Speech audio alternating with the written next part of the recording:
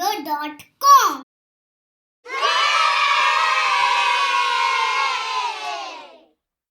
What are conventional signs and symbols? Topographical maps are small scale, detailed maps based on an actual survey done on the ground. As they are very detailed, we cannot draw the features on the map with further details.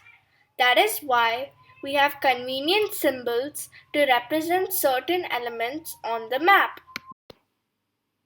Let's divide the conventional signs and symbols into categories: roads, settlements, buildings, water bodies, contours, boundaries, and miscellaneous.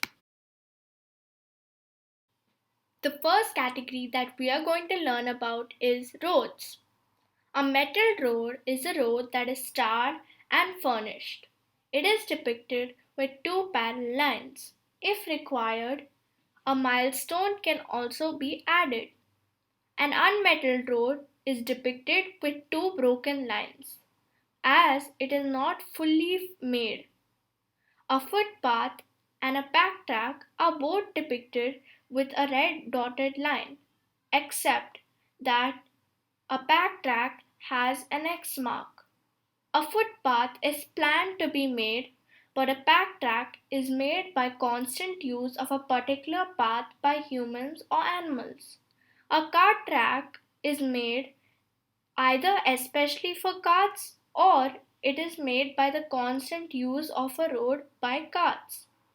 A causeway is a raised metal road built over a river. If the river is seasonal, then it is shown in black, and if the river is perennial, then it is in blue. Please do remember that roads are only to be drawn in red. Next, let us learn about settlements. A temporary hut is a house that is built for someone to live for a short period of time. So, most of the time, the house is empty. Hence, the temporary hut symbol is drawn in this way.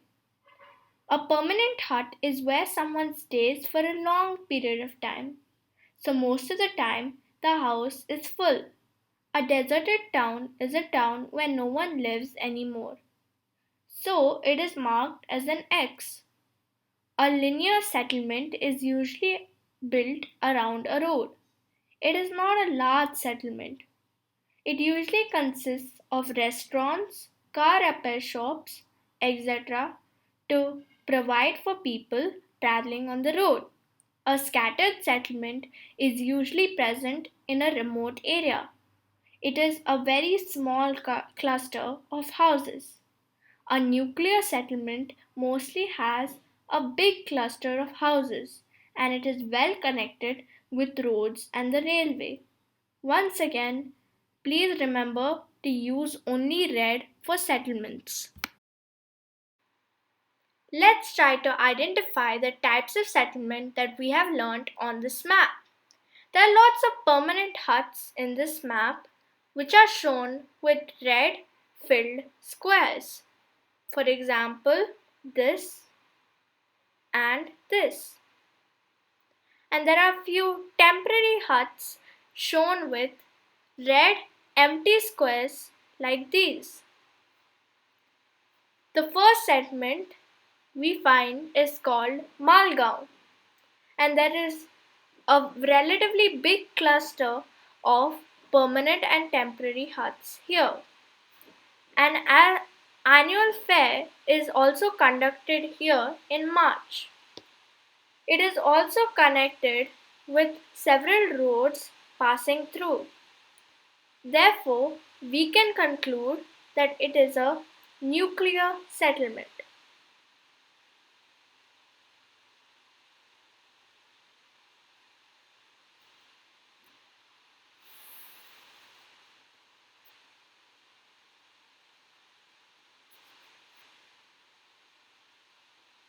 Pocentra is also a nuclear settlement.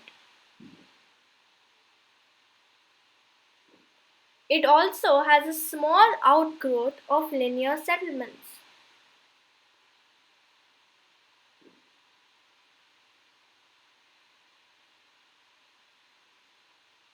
As for scattered settlements, they are spread across the map.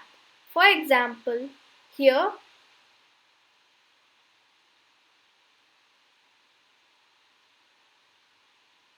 and here.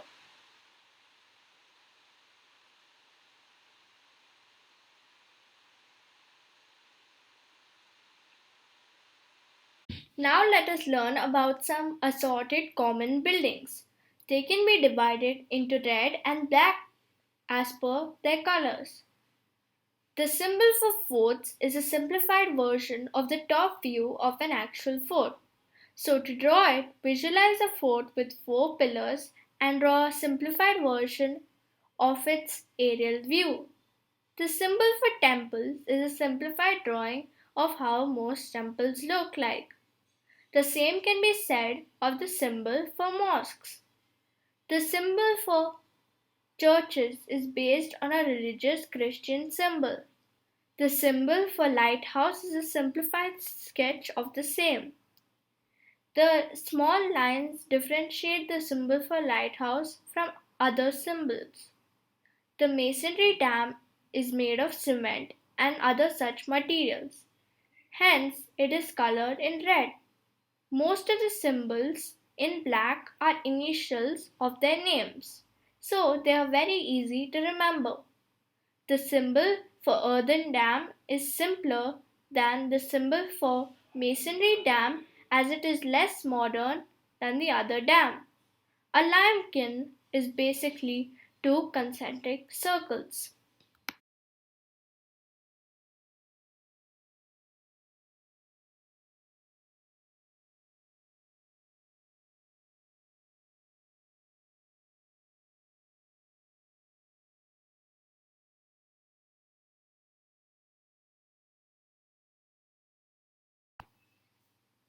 Water bodies. We have divided this category into 3 parts. Before we start, do remember that if you are required to draw any of the following and it is mentioned seasonal, then you should draw it in black. If it is mentioned perennial, then you should draw it in blue. For example, a perennial tank should be blue in color and a dry tank should be black. In case you are asked to draw an embankment for the dry tank, you can do that by drawing a curve outside the tank, making small lines joining it, and mentioning the height of the embankment. In the drawing here, you can see that the height is 4r. The same goes for wells. A tube well is differentiated with a triangle. The river and the streams are rather easy to draw.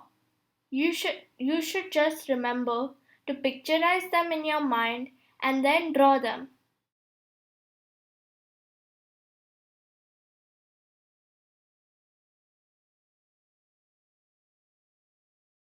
Next part in water bodies is drainage patterns. You can relate them to day-to-day items like the trellis pattern which resembles a two-sided comb. If you can remember, in biology there is a part of the neuron which is called a dendron and its branches are known as dendrites. A similar pattern can be found in river systems. Hence, it is called dendritic pattern. It resembles a tree's branches. The radial pattern is a river system that emerges from a conical hill or a volcano and it flows out like a ray. It resembles the spokes of a wheel. A disappearing stream is a stream that dries up in its later stages. Inland drainage occurs when rivers feed into a landlocked area or sea. Caspian Sea and Black Sea are examples of them.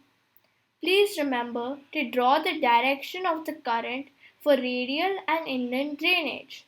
Otherwise, it will represent some other drainage pattern. Let's learn about contour lines. Contour lines are supposed to be drawn in brown. In case the height is required, you need to write it in brown as well. The lines of gentle slopes are far apart, whereas the lines of steep slopes are supposed to be close. Form lines are drawn where contours cannot be drawn, or there isn't much data about the physical features there. Sand dunes may or may not be drawn in a black box.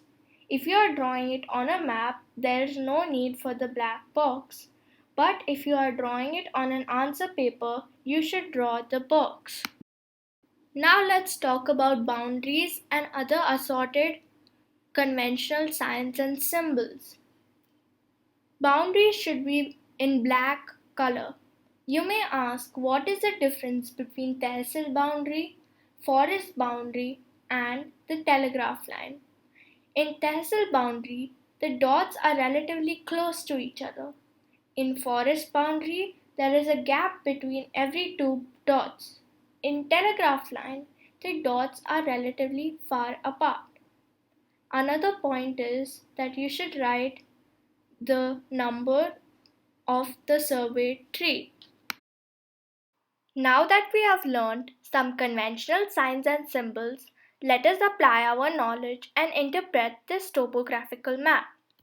Let's start with this dry tank, which is depicted with a black outline and is filled with black dots.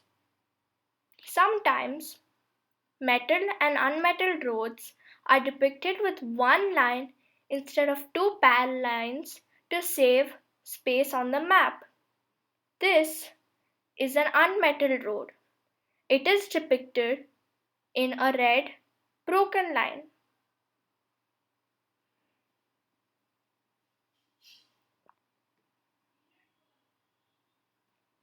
This is a metal road depicted in a red, straight, unbroken line.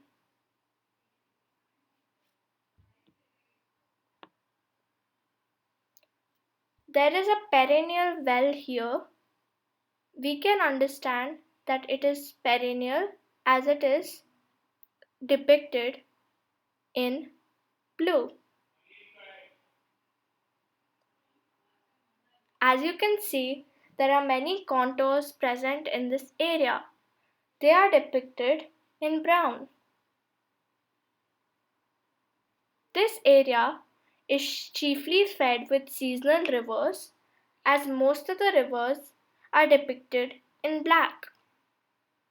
The drainage pattern of the river system here is dendritic. You can see that the river is branching out like a tree. This river, Sukli now, seems to have a dry riverbed as it is depicted having black dots. You can see that there is a post office and a temple in the town of Sirori. You can see that there is a canal near the Sukli now river. A causeway, which means a raised metal road over a river, has been built over Sipu Nadi. There is also some broken ground near Sipu Nadi. This ground has been eroded as a result of gully erosion. Earthen dams have also been built near the town of Tokra. Thanks for watching.